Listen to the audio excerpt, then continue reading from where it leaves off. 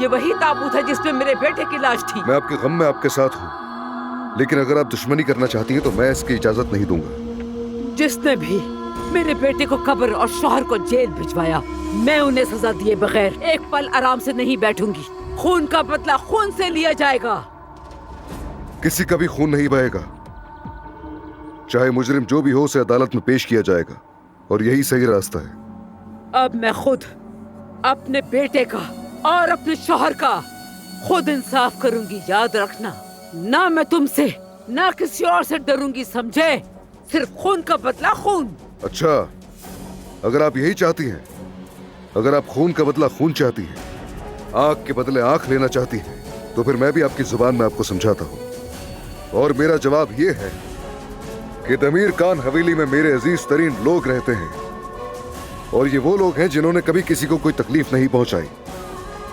अगर कोई बुरी नीयत से कदम रखेगा और मेरे खानदान के किसी भी फर्द को नुकसान पहुंचाया गया, तो वादा है मेरा कि यह ताबूत खाली वापस नहीं जाएगा। नुकसान के जिम्मेदार खुद होंगे।